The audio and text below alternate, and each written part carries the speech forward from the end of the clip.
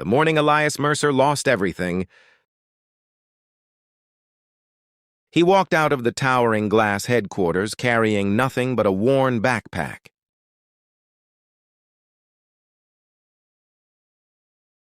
A lunchbox that was still half full, and a small photograph of his 8-year-old daughter tucked safely inside his wallet.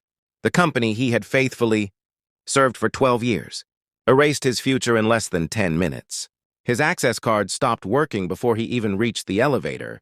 Security silently escorted him outside, and the people who once called him family looked away as though he had never existed. What hurt even more was that his daughter had been waiting for the weekend picnic he had promised with his next paycheck. As he stood beneath the bright blue afternoon sky, watching hundreds of employees continue their busy lives without noticing his heartbreak, he believed the world had finally forgotten him. But what Elias could never have imagined was that every quiet Sunday afterward would slowly rewrite his destiny through one simple act of kindness toward a lonely neighbor, completely unaware that she was the powerful CEO of the very company that had taken everything from him. Before we continue this unforgettable journey, please take a moment to like, comment, share, and subscribe to Kindness Tales Journey if you believe in kindness, second chances, and the incredible power of compassion. Your support helps these meaningful stories reach more hearts around the world. Life became painfully simple after that day. Elias sold his old sedan to cover rent, canceled every unnecessary expense, and accepted temporary construction jobs that barely paid enough to keep food on the table. Every sunrise became another opportunity to survive instead of dream. His daughter, Ivy, noticed the changes long before anyone else did. The expensive cereal disappeared from breakfast. Birthday gifts became handmade, and movie nights were replaced by quiet walks through the neighborhood park. Yet Ivy never complained. She simply smiled more often, hugged her father a little tighter, and reminded him that home was wherever they were together. That innocent strength became the only reason Elias refused to give up, even on the days when rejection letters piled higher than hope itself. They moved into a modest neighborhood where every house carried stories of people rebuilding their lives. Across the narrow street lived an elderly-looking woman named Helena Brooks. She always watered her flowers every Sunday morning, carefully trimmed the small garden surrounding her porch, and struggled to carry heavy grocery bags from her car. Her movements were slow, but her eyes carried a quiet intelligence that made people curious without understanding why. Most neighbors politely waved before returning to their own routines. But Elias noticed something different. He recognized loneliness because he lived with it himself. The following Sunday, after mowing the tiny lawn outside his rental home, Elias crossed the street and quietly offered to help with Helena's groceries. She smiled warmly, thanked him with genuine gratitude, and invited him to rest for a glass of lemonade on her porch. The conversation remained simple. They spoke about flowers, changing seasons, favorite books, and how difficult it had become for people to truly know one another. Elias never mentioned losing his career. Helena never spoke about her past. It became an unspoken agreement that neither needed pity to enjoy a peaceful Sunday afternoon. Those weekly visits slowly became a tradition. Every Sunday, after spending the morning with Ivy at the park or local library, Elias would spend several hours helping Helena.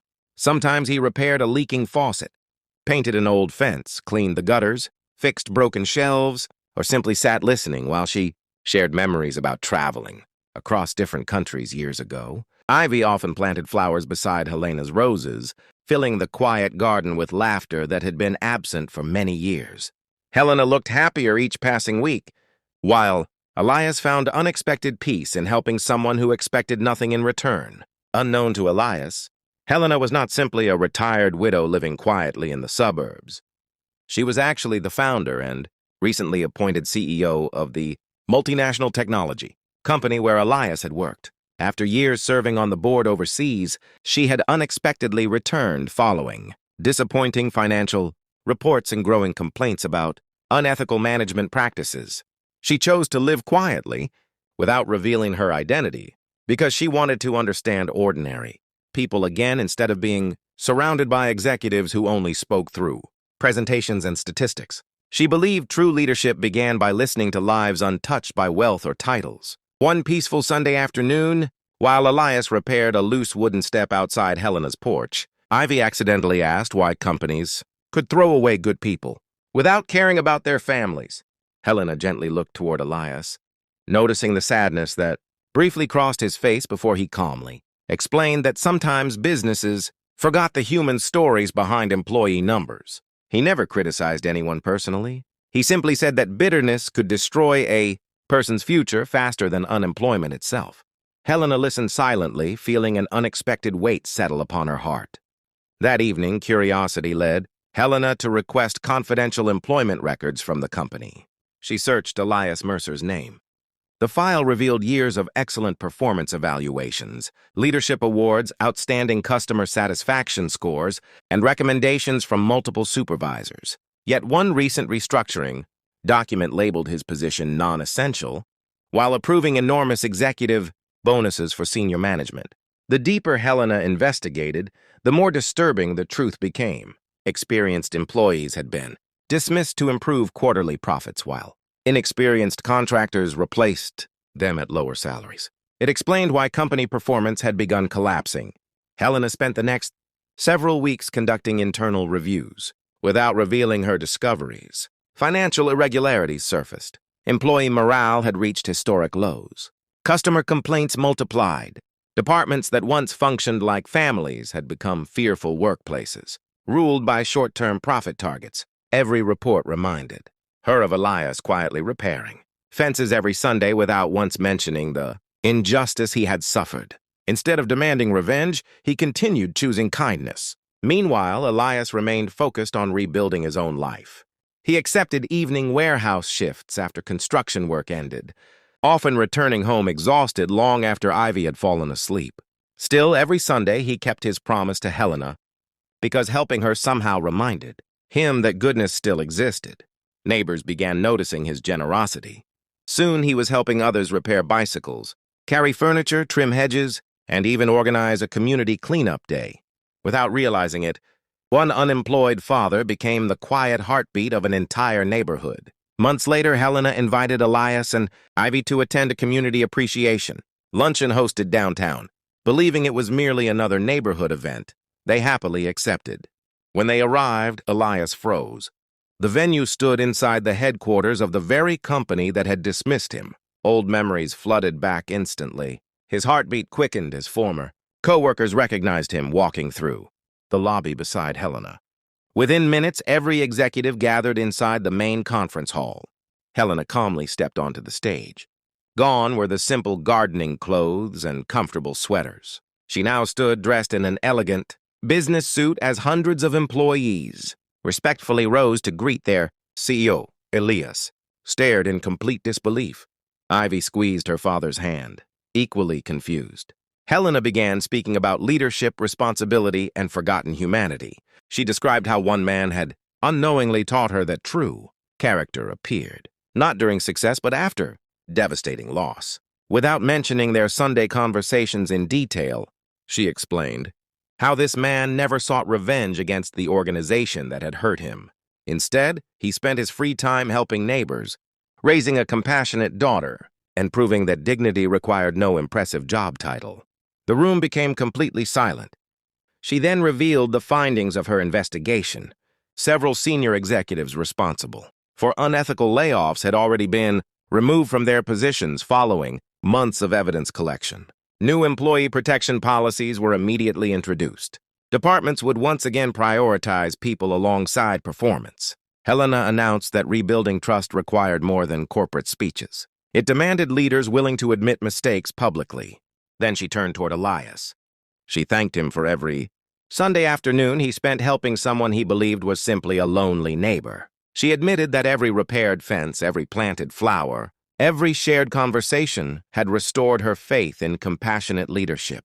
Finally, she offered Elias not merely his old position, back but a newly created role, overseeing employee development and workplace culture across the entire company. His responsibility would be ensuring that no hardworking employee ever felt invisible again. Tears quietly filled Elias's eyes. The applause surrounding him seemed distant compared to the overwhelming realization that kindness had opened a door anger never could. Ivy proudly embraced her father, while many former co-workers wiped away tears of their own. Several employees later admitted they had regretted remaining silent during the layoffs, promising themselves they would never ignore injustice again. The months that followed transformed far more than one career. Elias introduced mentoring programs, family assistance initiatives, mental health resources, and recognition systems, celebrating ordinary employees whose quiet dedication often went unnoticed. Productivity improved naturally because people finally felt respected instead of replaceable. Helena frequently reminded every executive that spreadsheets measured profits, but compassion measured legacy. Outside work, Sundays never changed. Elias, Ivy, and Helena continued tending the little neighborhood garden together, beneath bright daytime skies filled with birdsong and warm sunshine. Children from nearby homes joined them. Neighbors shared homemade meals, and strangers slowly became friends. Success no longer meant expensive offices or executive titles. It meant creating places where people genuinely cared for one another. If this story has touched your heart so far, please like this video, share it with someone who needs hope today, leave a heartfelt comment, and subscribe to Kindness Tales Journey. Your support helps spread stories that remind the world kindness still changes lives. Special request, before this story ends, please comment with the words, "Kindness always finds its way." We would love to see how many people still believe that one simple act of compassion can change someone's future forever. As the sun slowly settled over the peaceful neighborhood, one beautiful Sunday afternoon, Elias looked across the small garden that had quietly changed his life. He realized he had never truly been defeated on the day he lost his job. His greatest victory began the moment he chose kindness instead of resentment. Every helping hand he offered had planted invisible seeds that eventually blossomed into opportunities no ambition alone could have created. Helena had regained the heart of her company. Ivy had learned that compassion is stronger than disappointment. And Elias discovered that the greatest promotions in life are not always given by employers. They are earned through character. In a world where people often chase success by climbing over others, his journey proved that those who lift others with genuine kindness are the ones who rise the highest in the end. Every Sunday became something Elias quietly looked forward to. After spending the morning with his daughter Ivy, he would cross the street to help Helena with whatever needed to be done. Some Sundays he repaired loose wooden steps. Other Sundays he trimmed overgrown hedges or fixed broken shelves inside her home. Ivy filled the peaceful garden with laughter as she planted colorful flowers beside Helena's roses. What started as a simple act of kindness slowly became a tradition that brought comfort to all three of them. None of them realized those quiet afternoons were changing their lives forever. Helena never spoke about her professional life, and Elias never complained about losing his career. Their conversations were about hope, family, and the importance of treating people with respect. Helena admired the way Elias carried himself. Even after losing everything, he never blamed the world. He simply believed that kindness was something no one could take away. One Sunday, while Elias repaired a loose porch step, Ivy innocently asked why good people sometimes lost their jobs even when they worked hard. Helena noticed the sadness in Elias's eyes. Instead of speaking with anger, he calmly explained that sometimes companies forgot the human stories behind employee numbers. He said bitterness would only steal the future, so he chose to move forward instead of living with resentment. Those words stayed with Helena long after Elias returned home. That very evening, curiosity led her to open confidential company records.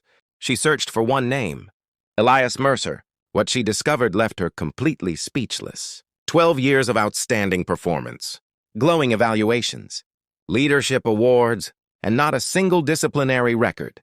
Yet one cold document labeled him as non-essential during a restructuring that had rewarded executives with enormous bonuses. The deeper Helena investigated, the more disturbing the truth became.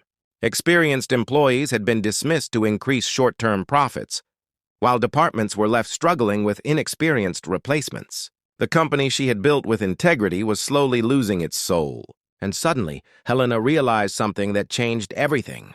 The kind man repairing her porch every Sunday was one of the greatest mistakes her own company had ever made.